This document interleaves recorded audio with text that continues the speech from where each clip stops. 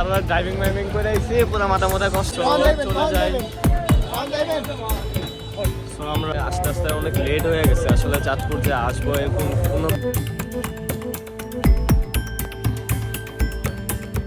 বড় স্টেশন মূলত এটা কেন্দ্রিকই তৈরি হয়ে গেছে আর কি। চাঁদপুর বড় স্টেশন পার্ক আমার পিছনে যেটা দেখতেছেন এটা তাদেরকে ওয়ান বয়েসে দিয়ে দিব।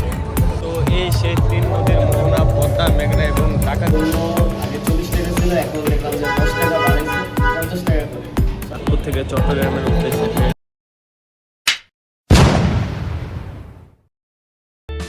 হ্যালো এভরিওয়ান, আসসালামু আলাইকুম। আমার নতুন একটি ব্লগে আপনাদের আবারও স্বাগত। আজ যাব ঢাকা থেকে চাঁদপুরের উদ্দেশ্যে। চলুন যাওয়া যাক ঢাকা থেকে চাঁদপুরের উদ্দেশ্যে। হিপি ফুটরে ঢাকা থেকে আপনি খুব সহজেই চাঁদপুরে যেতে পারেন। বাস এবং লঞ্চ উভয় পথে চাঁদপুর যাওয়া যায়।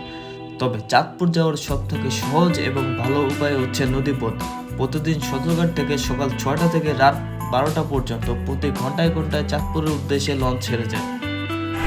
সাধারণত চাঁদপুর যেতে ঢাকা থেকে সময় লাগে 3 থেকে 3.5 ঘন্টার মতো। আমি একটি বিশেষ কাজের জন্য গাড়ি দিয়ে যাচ্ছি, তবে আপনারা চেষ্টা করবেন ঢাকা থেকে চাঁদপুর নদী পথে অর্থাৎ লঞ্চে যাওয়ার জন্য। আমি ডেসক্রিপশন বক্সে লিঙ্ক দিয়ে রাখবো, আপনারা আমার ঢাকা টু চাঁদপুর লঞ্চ ভ্রমণের ভিডিওটি দেখতে পারবেন। তাহলে আপনাদের জন্য ঢাকা টু চাঁদপুর নদী পথে কীভাবে যাবেন এটা আরও সহজ হয়ে যাবে।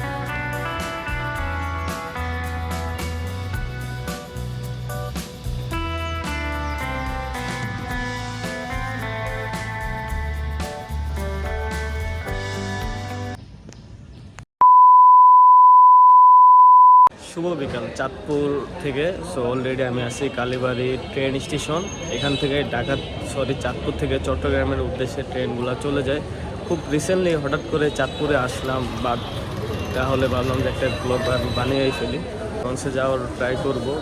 সো চলুন আগে বড় স্টেশন যাই, বাকি কথা বড় স্টেশন যেয়ে বলতেছি। প্রচণ্ড ক্রাউড একটা জায়গা, কালীবাড়ি মোড় যাই।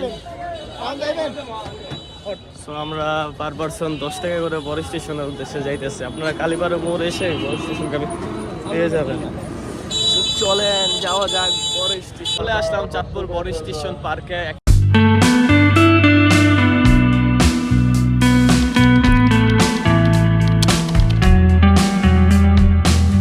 আস্তে আস্তে অনেক লেট হয়ে গেছে আসলে চাঁদপুর যে আসবো এরকম কোনো প্ল্যানিংই ছিল না, হঠাৎ একটা কাজে আসলাম। আপনারা হয়তো ভিডিও শুরুতে দেখতেছেন, কাজ শেষ করে তাই ভাবলাম যে একটু বড় স্টেশন ঘুরি। ঠিক আছে, আর কি পদ্মা, মেঘনা, ডাকাতিয়া 3 নদীর যে মিলনস্থল সেটার মাঝখান দিয়ে আর কি একটা পার্কের মতো হয়েছে। এটা হলো যে বড় স্টেশন পার্ক বলে থাকি। তবে বড় স্টেশন আছে, এটার থেকে আপনার চট্টগ্রামগামী ট্রেনগুলো ছেড়ে যায়।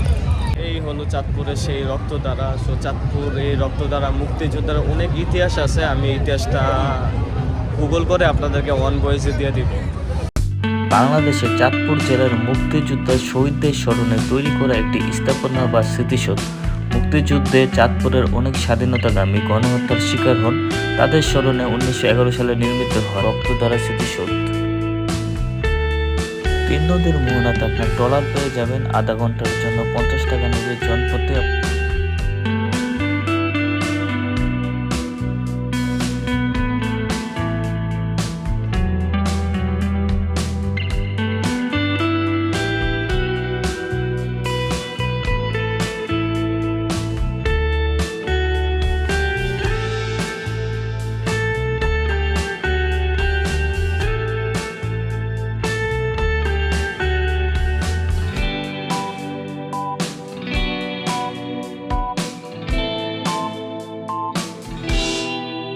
সারা রাত ড্রাইভিং মাইভিং করে আইছি, পুরো মাথা কষ্ট। চা খাওয়া লাগবো, চা খুঁজ। চার দোকান কই দেখি, চার দোকান খুঁজি।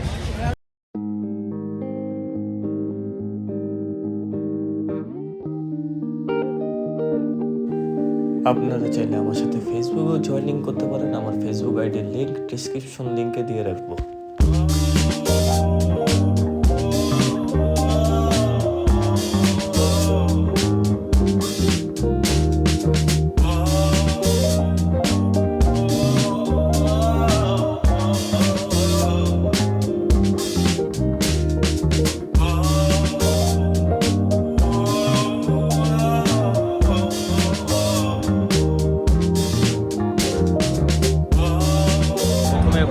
আসলে আজকে মাইক্রোফোনটা আনতে ভুলে গেছি। যাই হোক, চা পাইছি, মশলা চা। যাক, এরকম পরিবেশে এরকম এক কাপ চা অন্তত ক্লান্তি কাটবে।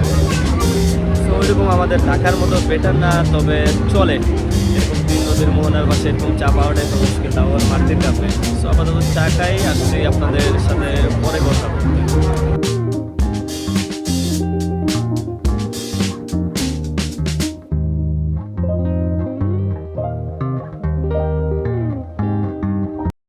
এই সেই 3 নদীর মোহনা, পদ্মা, মেঘনা এবং ডাকাতিয়া, 3টা নদীর মিলনস্থল হচ্ছে। যদি হাতে সময় থাকতো আপনাদেরকে আমি ট্রলার ভাড়া করে দেখাতে পারতাম, কিন্তু বর্তমানে ওইরকম সময় নাই আর সন্ধ্যা হয়ে গেছে। আমি আগে শুরুতেই বললাম যে আমার আসতে আসলে লেট হয়ে গেছে। পদ্মা, মেঘনা এখানে 3টা নদীর মিলনস্থল হয়েছে। তো যদি পারি কোনো এক সময় এসে ট্রলার ভাড়া করে 3টা নদীর মিলনস্থল দেখাবো। সম্ভবত বর্ষাকালে আমি ট্রাই করবো আসার জন্য। বড় স্টেশন মূলত এটা কেন্দ্রিকই তৈরি হয়ে গেছে আর কি, চাঁদপুর বড় স্টেশন পার্ক। আমার পিছনে যেটা দেখতেছেন এটাই সেই বড় স্টেশন। বড় স্টেশন বলতে এটার নাম বড় স্টেশন, জানি না বড় স্টেশন কিনা। সো এই সেই বড় স্টেশন, এখান থেকেই আর কি আপনার চট্টগ্রামগামী ট্রেনগুলো ছেড়ে যায়। এরপরে কালীবাড়ি স্টেশন, কালীবাড়ির পরে হাজীগঞ্জ স্টেশনগুলো। সো এটার পিছনেই আর কি চাঁদপুর বড় স্টেশন পার্ক। এই যে, তো বড় স্টেশন থেকে বিদায় নিয়ে চলে যায় 1 মিনিটের আইসক্রিমে, যেহেতু বিখ্যাত ভাইরাল। সো চলুন আপাতত 1 মিনিট আইসক্রিমটাই দেখাই আপনার। বাই বাই বড় স্টেশন। 1 মিনিট হলো চাঁদপুর জেলার একটি ভাইরাল আইসক্রিম। আপনারা কালীবাড়ি মোড় এসে যে কাউকে জিজ্ঞেস করলেই দেখিয়ে দেবে 1 মিনিটের আইসক্রিম। বহু পুরনো এবং সর্বপ্রথম এখানে মাত্র 1 মিনিটে আইসক্রিম তৈরি করা হতো বলে এর নাম দেওয়া হয় 1 মিনিট আইসক্রিম। চলুন খাওয়া যাক।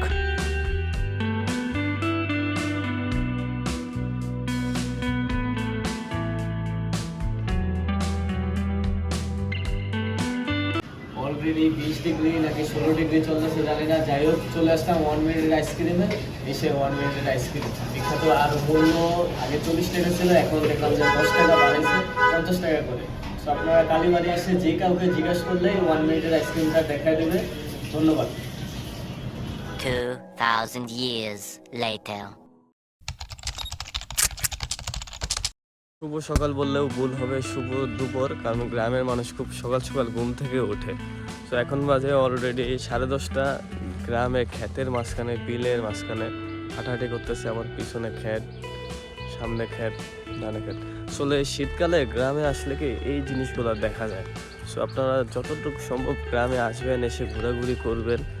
জায়গাগুলো আবার বর্ষাকালে পানিতে ভরে যায়, এক এক সময় এক এক রূপ। বর্ষাকালে আপনি দেখবেন যে গ্রাম বাংলার এক রূপ, শীতকালে দেখবেন আরেক রূপ। থেকে কলা পাড়া শেষ, আরও বেশ কিছু আইটেম নিয়ে গ্রামে বিভিন্ন ধরনের ভর্তা বানানো হয়। সারা বছর ইউটিউবেই দেখছি, এবার নিজে ট্রাই করতেছি। ট্রাই করার জন্য বের হলাম। সো গাছ থেকে কলা পাড়া শেষ, আরও কিছু আইটেম আছে, আইটেমগুলো দেখাবো কি বানানো হয়। আমকালীন ফুড মিক্স বা ভর্তা।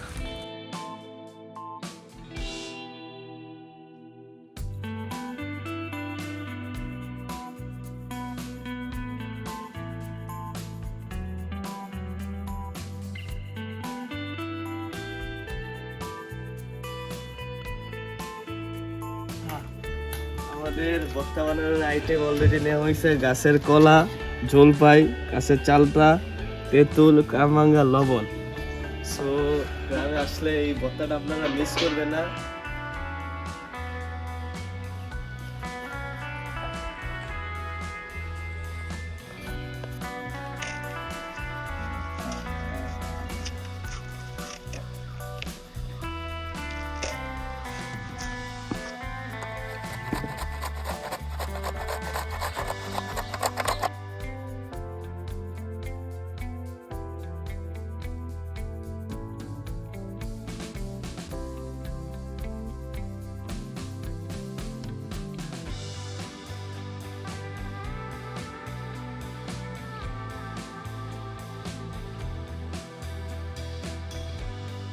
অবশেষে তৈরি হয়ে গেল আমাদের গাছ থেকে পাড়া হাইজেনিক পাঁচমিশালি ভর্তা আইটেম।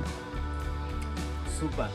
আর আইটেম কি কি আপনারা তো দেখছেন, চালতা, কলা, লেবু, তেঁতুল, তারপরে জলপাই, লেবু পাতা, এই আইটেমগুলো দিয়ে তৈরি হলো সম্পূর্ণ আমাদের গাছের। সো ধন্যবাদ। আলহামদুলিল্লাহ খুব ভালো একটা সময় কাটলো। খুব অল্প সময়ের জন্য আসছিলাম, এরপরও খুব সুন্দর কাটলো, খুব মোটামুটি ভালোই এনজয় করছি। আপাতত চাঁদপুর থেকে বিদায় নিচ্ছি, জানি না কবে আসবো। যদি আসে ইনশাল্লাহ চেষ্টা করবো আপনাদেরকে দেখানোর জন্য গ্রামীণ পরিবেশ এবং লং টাইম এবং সময় নিয়ে আসার চেষ্টা করব। এখন আমি সোজা চলে যাব চাঁদপুর লঞ্চ টার্মিনালের উদ্দেশ্যে।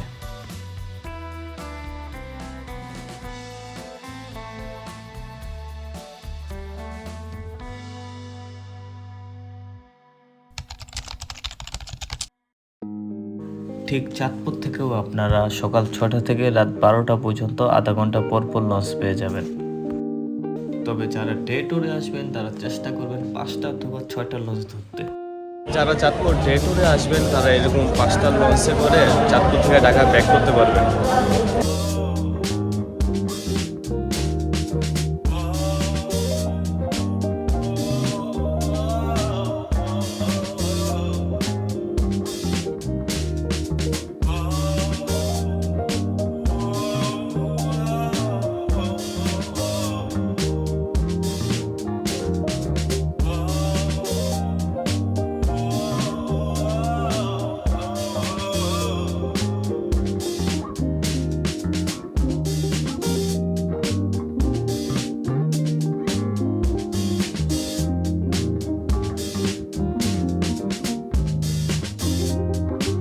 সারাদিন ঘোরাঘুরি শেষ করে এরকম আমার মতো 5টা লঞ্চে ঢাকা ব্যাক করতে পারবেন।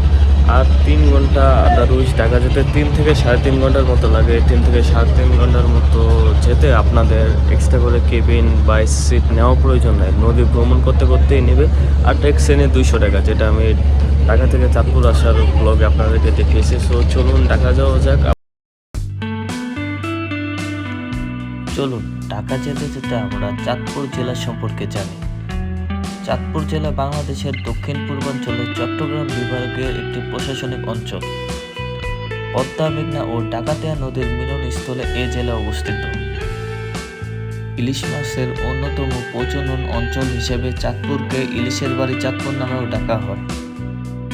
সাধারণত শুক্রবার এবং ছুটির দিনগুলোতে চাঁদপুরে পর্যটকের সংখ্যা খুব বেশি দেখা যায়।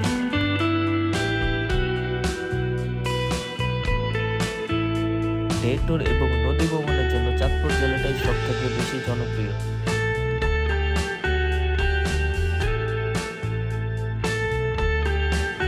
চাঁদের আলো দেখতে দেখতে চলুন চাঁদপুরের ইতিহাস সম্পর্কে জানি। পার ভূঁইয়াদের আমলে চাঁদপুর অঞ্চল বিক্রমপুর জমিদার চাঁদ রায়ের দখলে ছিল। এই অঞ্চলে তিনি একটি শাসনকেন্দ্র স্থাপনা করেছিলেন। ঐতিহাসিক জে.এম. সেনগুপ্তের মতে চাঁদ রায়ের নাম অনুসারে এই অঞ্চলের নাম হয়েছে চাঁদপুর।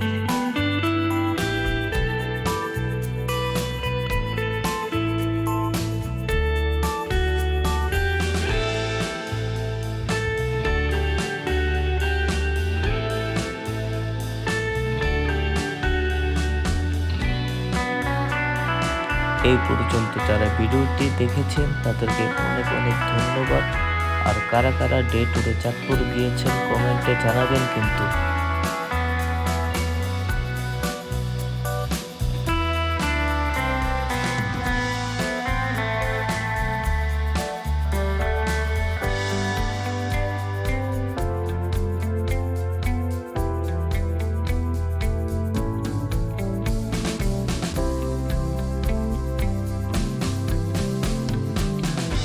দেখতে দেখতে চলে আসলাম পানগাঁও অভ্যন্তরীণ কন্টেনার বন্দর।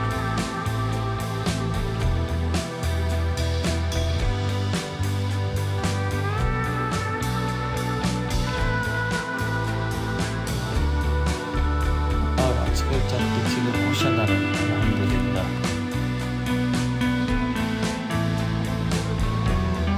অলরেডি চলে আসলাম ঢাকা নদী বন্দরে, আর একটু পরে আমাদের লঞ্চ বার্থিং করবে। ভিডিওটি দেখার জন্য অনেক অনেক ধন্যবাদ। আশা করি লাইক, কমেন্ট, শেয়ার এবং সাবস্ক্রাইব করে পাশে থাকবেন।